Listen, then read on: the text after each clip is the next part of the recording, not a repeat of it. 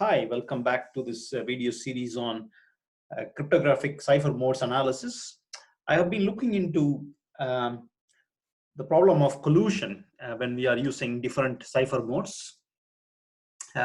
During the previous segment, I talked about um, collusion when we are using Cbc mode of encryption. And today I will talk about counter mode or GCM mode. They both have the same structure for encryption part.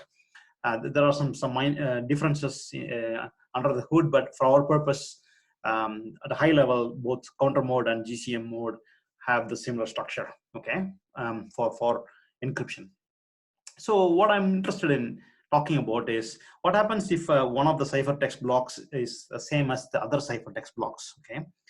First of all, will it happen in practice? That's first question, and I will show you it does happen. And then the second question is there any information leak when two ciphertext blocks collide, okay, in the context of the counter mode, and you can substitute GCM as well, okay? So more precisely, the question is, in counter mode or GCM modes, what happens if two ciphertext blocks collide, okay? I will also make a comparison with the Cbc mode. So I talked about collusion in Cbc mode in the previous segment. So briefly, I will recall what that collusion implies first.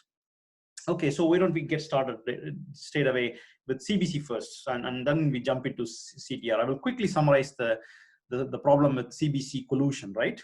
So so in Cbc, how is the encryption done? Maybe that's the best way to start with. So the encryption is done by first doing this, right? We do, say, I'm first going to talk about Cbc mode, okay? If CI is the ith block of ciphertext, is equal to CJ, what can we say? How did we get CI? We take the plain text of the ith block, we XOR it with encryption of the plain text. Oh, one moment, I typed it wrong. How did we get the ith block in Cbc mode? We get the ith block by encrypting the plain text together with the previous block's ciphertext, okay, which is same as encrypting here PJ XOR CJ minus 1, okay? This is something we talked about earlier. So if you solve this problem, because E is an encryption function, it means PI XOR CI minus 1 is same as PJ XOR CJ minus 1, okay? Which means PI is essentially XORed with PJ to give you CI minus 1 XOR with CJ minus 1. Okay, this is bad because CI minus 1 and the CJ minus 1 are public data, right? Because it's part of ciphertext. They are basically two blocks of your ciphertext. So given XOR of two blocks of ciphertext, what we are able to derive is the blocks PI or block PJ. In some cases, both. We can derive both. So basically, if you have an equation like this, is equal to some constant k, or k is not a good word, some constant say x, you can derive, one can derive either, I will say PI or PJ in some cases, or both, okay? So this is not good. So collusion in Cbc mode is not good. Now comes the question, how about collusion in counter mode? Okay, so the counter mode, let me quickly summarize the equation first. In counter mode, if you have two blocks colliding with each other, what can we conclude? How did we get the ciphertext of ith block? We get the ciphertext of ith block by taking the plain text of the ith block, XORing it with the IV plus I, right? This is how we get that. And this is same as IV plus J. Okay, so if you just reorganize the XORs, you get something like this, okay? Is this a problem or not? Think about it. In the context of Cbc, it was clearly a problem because the right-hand side is made of two constants that were exchanged in clear text. But in the case of the counter mode, the right hand side is actually not exposed because it is part of the encryption process. It's an intermediate result, so we don't expose the intermediate result. So the challenge though is that attackers don't know the encryption of this and this. Okay, so this is good because collusion doesn't mean much in the end. So collusion in counter mode doesn't leak any information about the corresponding plain text blocks. Okay, so I will now show you the structure of counter mode so that you can be convinced that my analysis is correct. What I'm going to do is I'll just quickly show you the counter mode structure. So how did we derive the equation? We derived this equation based on this particular diagram actually. As you can see, ciphertext block 1 is nothing but taking the plain text block 1, XORing it with the output of the encryption process. This block that you're seeing is a block cipher. It takes your IV, counters the IV. IV is you can view your IV as a counter, and we basically send the IV to the encryption function. That's why I wrote the equation like that. I just wrote it like this, right? I said CI is nothing but take the encryption, take the PI, the plain text block I, XOR it with encryption of IV plus I, right? When I is say for example 1, or you want to start with 0, that doesn't matter.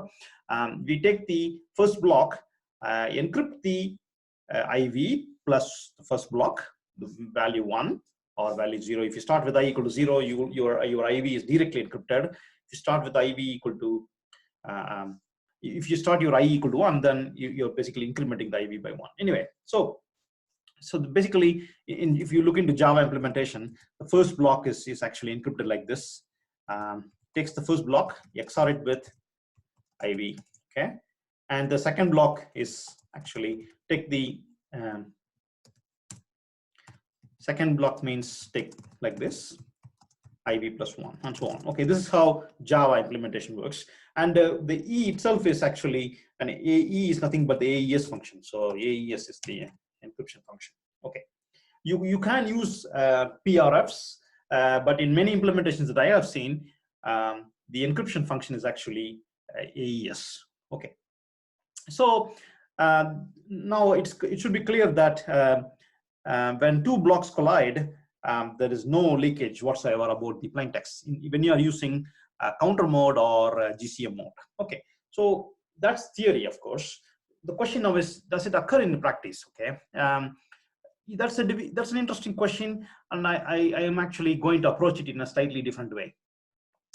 In practice, people use in many systems AES. In that case, this problem is actually not frequent, but it will occur due to the birthday paradox. So instead of taking something like AES, I'm going to take another block cipher from NSA. Actually, it's called the Spec block cipher. In fact, I've used Spec in the previous segment of this video session when we talked about collusion in the CBC mode. Okay, so I will use the Spec, which is already published online. So if you go to the here is the Spec cipher. The beauty of the Spec cipher is that, from my perspective, it has some interesting characteristics. I can use Spec with certain configurations that are good for me to demo. For example, I can select 32-bit block size, which is quite unusual. 128-bit is the size of the AES block cipher, but Spec, which they designed it for many IoT systems, that's what they say, allows you to use in a very resource constrained environment. So from our perspective, it's good for proof of concept verification that the ciphertext blocks will collide. Okay, So I implemented the counter mode on top of Spec engine. I got the Spec engine implementation from open source, but it didn't have counter mode, so I implemented counter mode on top of it. It's very simple, right? You just start with an IV, encrypt the IV, and then XOR the IV, encrypted IV with the plain text. So that's basically how we do the counter mode, which is not at all new at this point. So I just did that implementation, and now I'm going to show you whether collusions occur in a block size of say length 32-bit. Okay, that's what I'm going to do. So I have implemented that in my collusion demo program. So I'm going to do this collusion analysis.java. Okay, so I will explain to you what this data that you're seeing in a moment. So what you're seeing is basically a table with certain structure. Okay, what is the structure of this table? The first column is basically the block number. I start the block number from 0 onwards. Okay, block 0, block 1, and so on. And the second column is basically encryption of your IV. So this is the structure. I will just write it here once. The structure is the table structure that you're saying is basically block number, and then second column is encryption of your IV plus block number. Plus is the regular plus that we do in math, and that is the second column. What is the third column? Okay, let me call this as what is C, for example, right? And then third column is basically take your message block PI or P0, P1, whatnot you have. If the block number is 0, then P0 is the first block of your plain text. Okay, so you take your plain text block, and I'm going to say use like this plain text block number, right? XOR it with ciphertext C. C is basically the encryption of IV plus block number. This is basically what you're seeing displayed here. Okay, so what is the collusion in this case? Collusion in this case is basically if there are two rows in this table where the third column is the same. When I say third column, I mean this, right? XOR of your plain text with the output of the block cipher. This is the output of the block cipher. Okay, so the third column, is it going to be the same or not for some block numbers? Okay, I'm only encrypting one message. Okay, I will show you what the message is in a moment. I'm not calling counter mode on multiple messages. I start extremely simple. Only one message is what you're having, and however, the message is somewhat longer message. I wanted to show you the collusion will happen. So how many blocks did I encrypt before the collusion happened? Okay, so in this particular run, as you can see here, one moment, about 65,000 blocks were encrypted before collusion was detected, which is perfectly fine because 16, if you remember 2 power discussions, right? 2 power 16 is almost 65,000 something approximately. So after encrypting about 2 power 16 blocks, which is not a lot, right? 2 power 16 blocks. Each block in this case has only how many bytes? We are talking about 32-bit block cipher, right? So it's about 2 power 21 bytes only, which is very less. You know, it's like something like 1 to 2 million, right? It's somewhere in the middle of those. So after only that many bytes are encrypted, 2 power 21 bytes, we saw collusion happening when we use the counter mode. Okay, so we can now look into the details a little bit. How can we check this is correct? So let me run this and redirect to a file so that I can show you this in more clarity. Okay, so now the next run may be different output because it's random, right? Okay, so in this case, the collusion happened much more earlier, you know, but still, you know, we are talking about birthday paradox in an approximate way. So after encrypting about 33,598 blocks, we got a collusion. Okay, so let's look into that and look at, for example, 33426, row number 33426. We are starting with block number 0. Okay, so here it is. It shows 33426 what is the last column? The last column is the ciphertext column, right? According to the table description I have given here. This is the table description, right? P block number XOR with C. So this is basically the last column. And we can now check whether this column occurs again. It must be, otherwise the program wouldn't have told us. So here is collusion. Okay, so we got the collusion. Two different ciphertext blocks are the same. Okay, so we can also quickly check one more thing.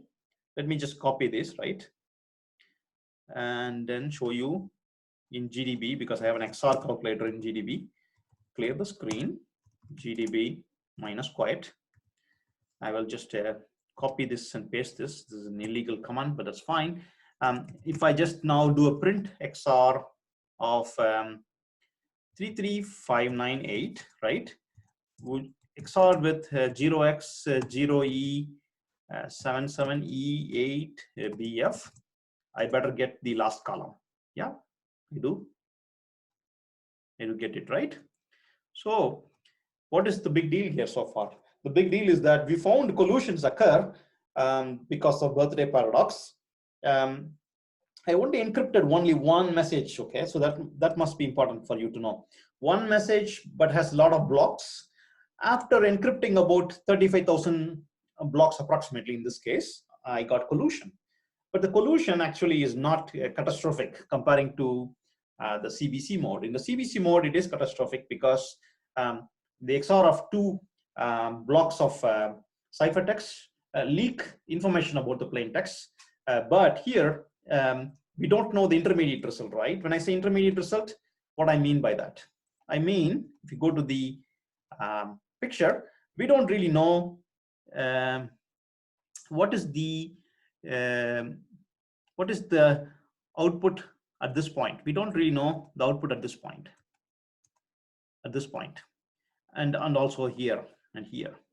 That's intermediate result coming from the counter mode, okay, as a result of encrypting your counter using the encryption key K, okay.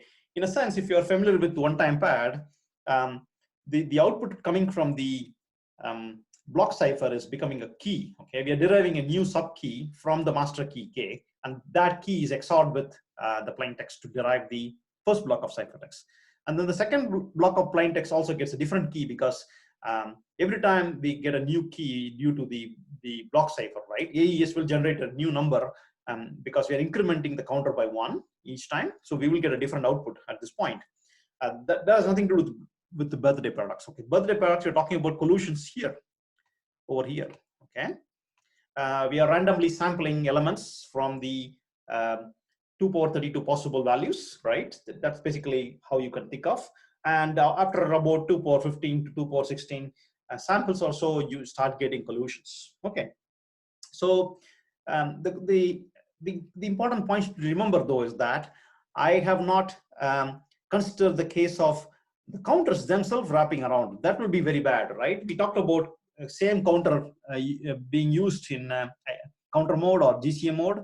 That will be bad, because if the counters are the same, the keys will be the same, then you can just XOR the two ciphertext blocks to get the corresponding plaintext blocks. Okay, I'm not talking about that, just to be clear. Here I'm talking about all the counters are different.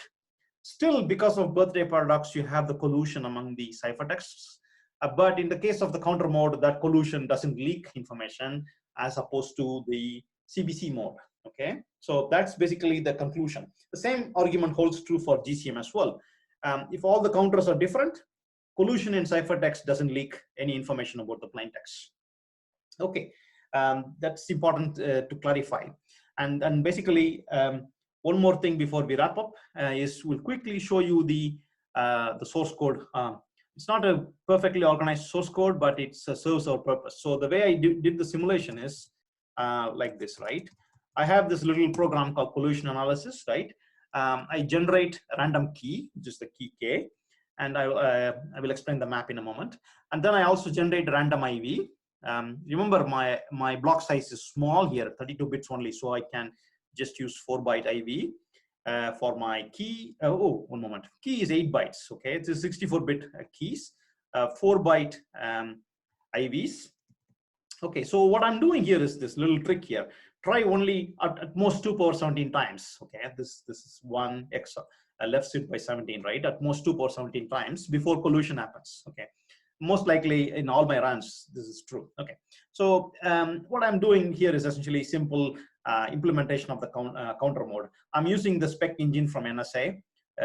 To be more precise, an implementation of Spec engine available online. Spec itself is developed by NSA. Okay, just to be clear. And what I'm doing here is that, as you can see, I'm actually encrypting the IV. That's what I'm doing here. I have an IV. I encrypt the IV using this key to produce a sub key. Okay, so I get the sub key here. It's a call by reference, so ciphertext itself is updated. Okay, and then I'm actually XORing the ciphertext, right, with the message to get the actual ciphertext that is sent to the receiver or the decryptor. Okay, and then I go into my hash map. I check whether, of course, I convert my ciphertext into an integer here, because ciphertext is just 32 bits, right? So I can easily use an integer. So what I'm doing is I check whether my hash map contains that integer. If it contains, I know for sure there's a collusion. Then I stop it. Otherwise, I put the ciphertext and the corresponding block number. And then I move to the next block by incrementing my IV. And by the way, message, I start with 0, right? I said earlier, my message was 0. And then every block is basically, I increment the message by 1. Okay. So you saw collusions happening right away. You can also change that message to be a random number if you want, but that's not going to change any of the conclusions we have been discussing so far. Okay. So the bigger picture is clear now. Cbc mode is leaking information when 2 blocks collide. A counter mode doesn't leak. Okay, this because counter mode is actually more or less similar to one-time pad, which is a kind of a provable security. Actually, the only thing is that the counter mode security depends on how good the block cipher is. Okay, if the block cipher is very, very strong, then it's difficult to break when 2 blocks collide. Okay, in general. Okay. Which is true when we are using AES. We are all hoping that AES is a strong block cipher. Other than that, that's basically what I wanted to present today. And thank you very much.